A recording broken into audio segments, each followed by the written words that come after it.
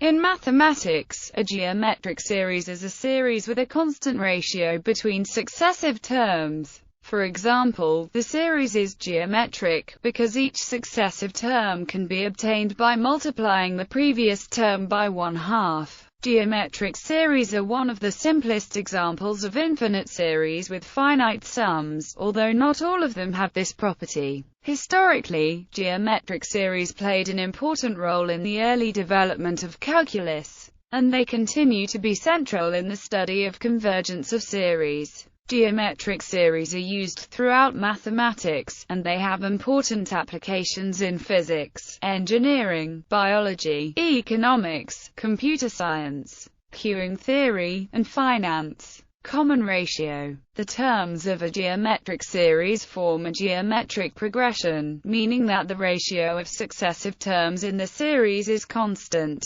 This relationship allows for the representation of a geometric series using only two terms, r and a. The term r is the common ratio, and a is the first term of the series. As an example, the geometric series given in the introduction may simply be written as within. The following table shows several geometric series with different common ratios. The behavior of the terms depends on the common ratio r. If r is between -1 and +1, the terms of the series become smaller and smaller, approaching 0 in the limit, and the series converges to a sum. In the case above, where r is 1/2, the series has the sum 1. If r is greater than 1 or less than -1, the terms of the series become larger and larger in magnitude. The sum of the terms also gets larger and larger, and the series has no sum. If r is equal to 1, all of the terms of the series are the same. The series diverges. If r is -1, the terms take two values alternately.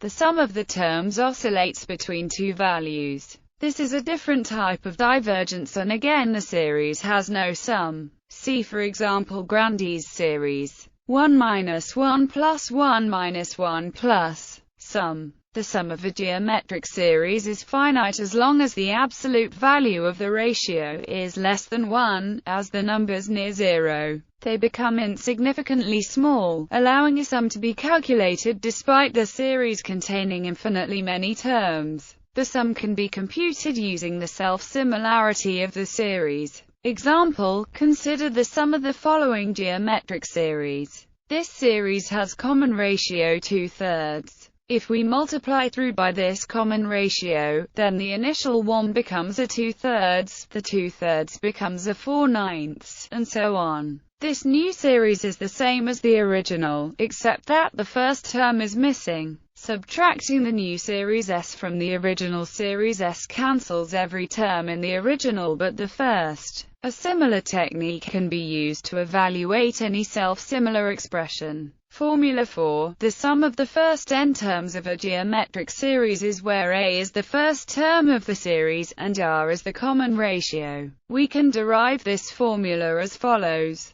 So, as n goes to infinity, the absolute value of r must be less than 1 for the series to converge. The sum then becomes when r equals 1. This can be simplified to the left-hand side being a geometric series with common ratio r. The formula also holds for complex r, with the corresponding restriction. The modulus of r is strictly less than 1. Proof of convergence. We can prove that the geometric series converges using the sum formula for a geometric progression. Since equals 1 minus Rn plus 1 and Rn plus 1 0 for r less than 1. Convergence. A geometric series can also be demonstrated by rewriting the series as an equivalent telescoping series. Consider the function. Note that, thus, if then so S converges to generalized formula for the sum of the first n terms of a geometric series is where this formula can be derived as follows.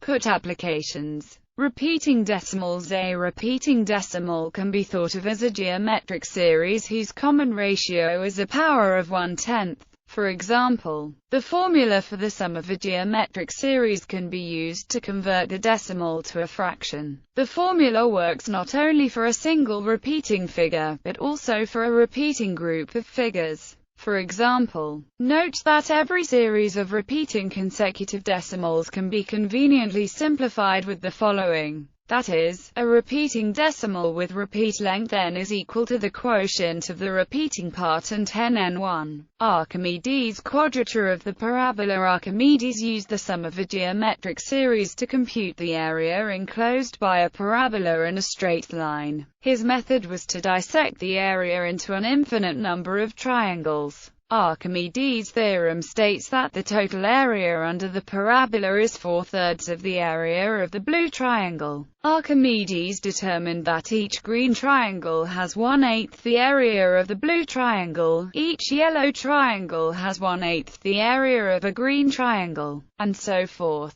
Assuming that the blue triangle has area 1, the total area is an infinite sum. The first term represents the area of the blue triangle, the second term the areas of the 2 green triangles, the third term the areas of the 4 yellow triangles, and so on. Simplifying the fractions gives this as a geometric series with common ratio 1/4 and the fractional part is equal to the sum as this computation uses the method of exhaustion, an early version of integration. Using calculus, the same area could be found by a definite integral. Fractal geometry. In the study of fractals, geometric series often arise as the perimeter, area, or volume of a self-similar figure. For example, the area inside the Koch snowflake can be described as the union of infinitely many equilateral triangles. Each side of the green triangle is exactly 1/3 the size of a side of the large blue triangle, and therefore has exactly 1/9 the area. Similarly, each yellow triangle has 1/9 the area of a green triangle, and so forth.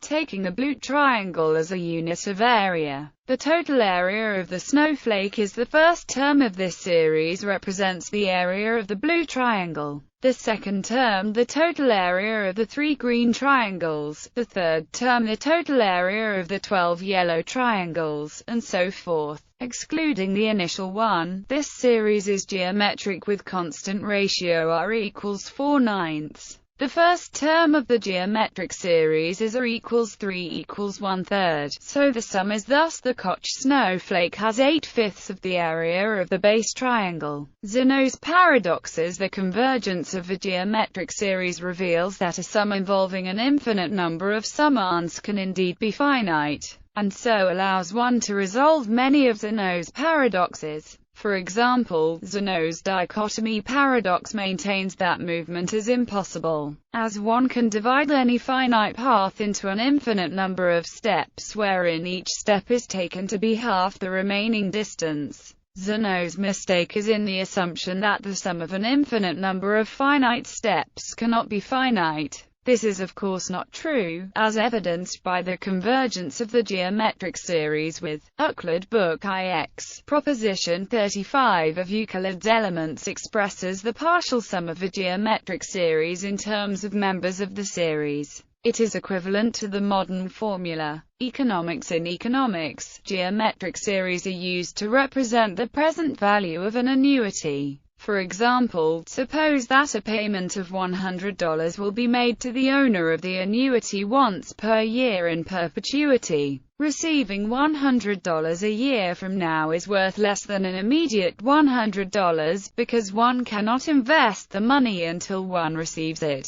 In particular, the present value of $100 1 year in the future is $100 per, whereas the yearly interest rate. Similarly, a payment of $100 2 years in the future has a present value of $100 per 2. Therefore, the present value of receiving $100 per year in perpetuity is which is the infinite series. This is a geometric series with common ratio 1. The sum is the first term divided by. For example, if the yearly interest rate is 10%, then the entire annuity has a present value of $100 per 0.10 equals $1,000. This sort of calculation is used to compute the APR of a loan. It can also be used to estimate the present value of expected stock dividends, or the terminal value of a security. Geometric power series. The formula for a geometric series can be interpreted as a power series in the Taylor's theorem sense, converging where, from this, one can extrapolate to obtain other power series. For example, by differentiating the geometric series, one obtains the variant similarly obtained a